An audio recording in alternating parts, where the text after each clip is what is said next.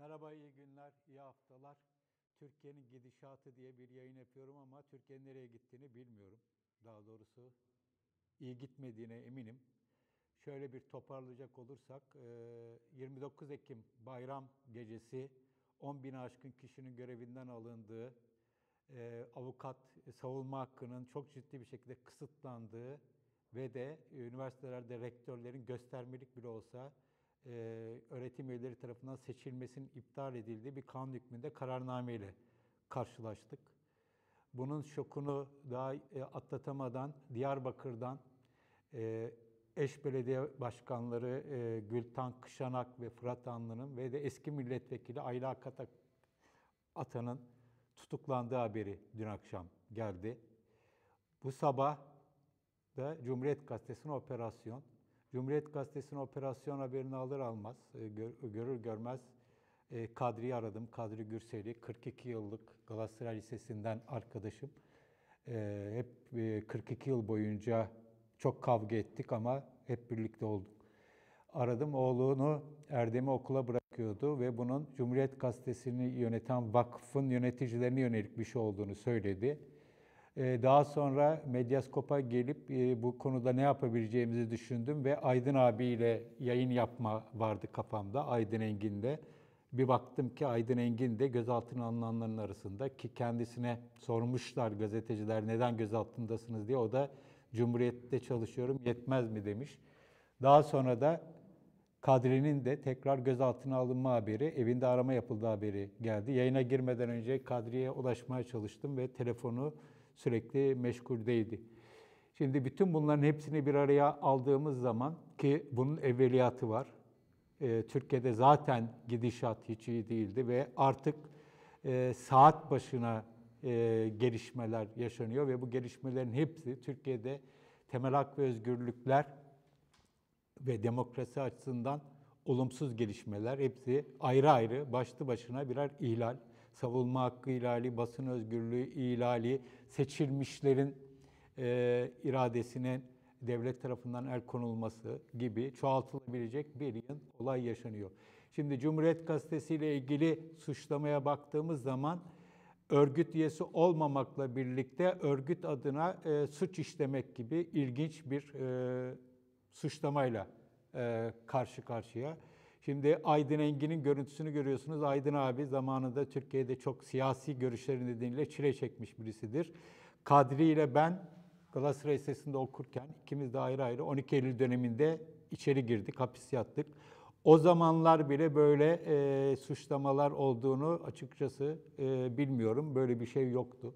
Türkiye bunca yıl boyunca dönüp dolaşıp gittiği yer çok kötü, demokrasi, temel hak ve özgürlükler anlamında çok kötü bir yere doğru gidiyor. Kürt sorununda daha yakın bir zamana kadar çözüm süreciyle beraber umutlanmış, heyecanlanmış ve analar ağlamasın sloganı etrafında çok büyük bir umutla yürürken şu anda uzun bir süredir, 7 Haziran seçimlerinden sonra özellikle hep her geçen gün daha da kötüye giden bir şey yaşıyoruz.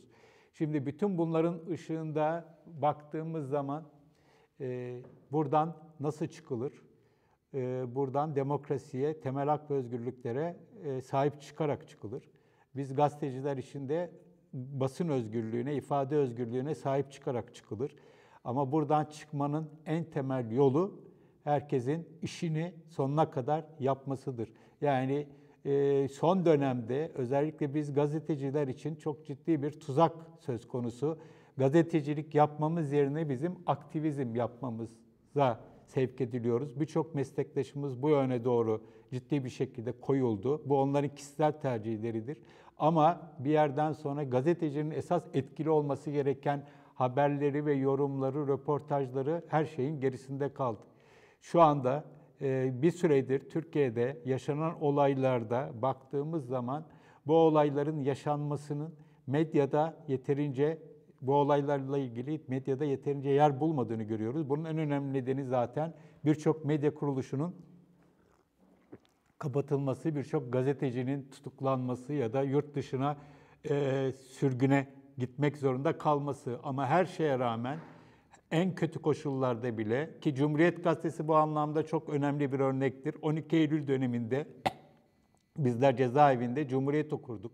Çıktıktan sonra da Cumhuriyet okuduk ve Cumhuriyet en zor şartlarda Türkiye'de insanları gelişmelerden haberdar etmek gibi bir gazetecilik misyonunu üstlenmişti ve gerçekten de kendilerine hala o dönemde bu işi yapan, Cumhuriyet'te çalışan, emek veren herkese çok büyük Türkiye'nin ve benim kişisel olarak şükran borcumuz var.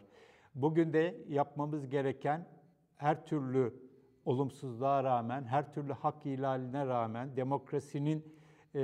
demokrasiden uzaklaşmalara rağmen olabildiğince serin kanlı bir şekilde, sakin bir şekilde Türkiye'de temel hak ve özgürlükleri, demokrasiyi savunmak. Şunu söylemek istiyorum.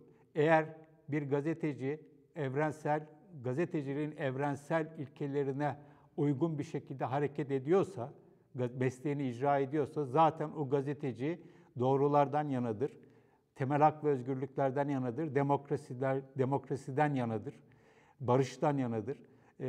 Şu anda gözaltına alınan meslektaşlarımızın çoğu, hepsini yakından tanıyorum. Yani hepsini, gazeteci olanları, bir takım avukatlar falan var, onları pek tanımıyorum ama gazetecileri biliyorum. Bunların hepsinin gazetecilik sicilleri gerçekten hep temiz, hep doğrudan yana, demokrasiden, barıştan yana, temel hak ve özgürlüklerden yana kişilerdir. Dolayısıyla burada onların başına gelenler tam da bu yüzden geliyor. Normal şartlarda düz sadece gazetecilik yaptığınız zaman bile siz temel hak ve özgürlüklerle sorunları olanların gözünde bir sorun potansiyeli oluyorsunuz. Türkiye çok zor dönemler geçirdi. Şimdi de çok zor bir dönem yaşıyor. 31 yıldır bu gazeteciliği yapıyorum, mesleği yapıyorum. Meslek kariyerimde en zor dönemi geçmekteyiz. Onu görüyorum. Çok sorunlarımız oldu. Değişik dönemlerde değişik tür sorunlarımız oldu ama bu kadar baskın, gazeteciliğin üzerinde bu kadar baskıların bu kadar yoğun olduğu bir döneme açıkçası ben şahit olmadım. Ama bunu atlatacağımıza eminim. Bunu atlatmaya çalışırken de gazeteciliğin evrensel ilkelerinden kendi şahsıma ve burada Medyaskop'ta beraber çalıştığımız arkadaşlar adına da konuşabilirim. Bunların içerisinde kalarak siyaset ya da aktivizm değil, gazetecilik yapmaya çalışarak yolumuza devam etmek istiyoruz. Bir diğer hususa değinecek olursam tekrar başta söylediğim Kürt meselesinde gerçekten çok acı bir noktadayız, çok kötü bir noktadayız ve gelinen nokta bizim her türlü umudumuzun kırılmasına maalesef yol açıyor ve bundan daha kötülerine de hazırlıklı olmak gerekiyor maalesef. Hazırlıklı olup ne yapacağız? Açıkçası onu da bilemiyorum. Kuru sloganlarla vesaireyle bunlar geçiştirilecek meseleler değil. Çok serin kanlı bir şekilde bu konulara üzerinde kafa yormak gerekiyor. Türkiye'nin en büyük cumhuriyetin ki yeni kutladık, ne kadar kutlayabildiysek Cumhuriyet Bayramı'nı, Cumhuriyet'in en önemli kazanımlarından birisi Türkiye'nin batılılaşma perspektifiydi. Ama Türkiye bu son dönemde yaşananlarla beraber bu perspektifinden çok ciddi bir şekilde uzaklaşıyor. Son dönemde karşılaştığım batılı, değişik vesilelerle karşılaştığım batı ülkelerinden muhataplarımın hemen hemen hepsi maalesef Türkiye'li olduğum için, Türkiye Cumhuriyeti vatandaşı olduğum için bana acıyorlar. Bu yakın bir zamana kadar böyle değildi. Artık böyle.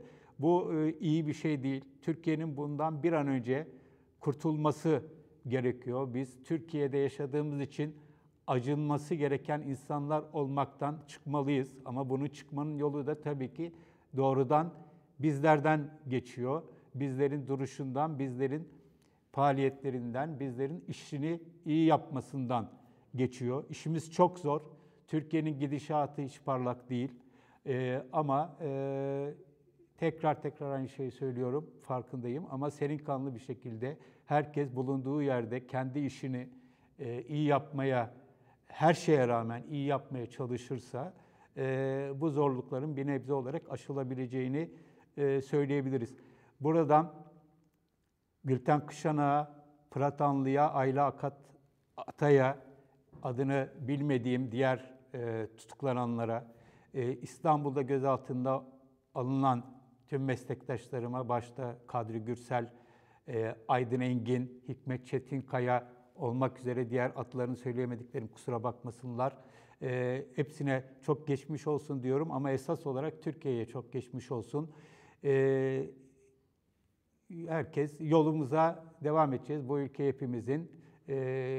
Durabildiğimiz kadar gücümüz ölçüsünde, yeteneklerimiz ölçüsünde Türkiye'ye, demokrasiye, olduğu kadarıyla demokrasiye, temel hak ve özgürlüklere sonuna kadar sahip çıkmaktan başka bir çaremiz yok. İyi günler.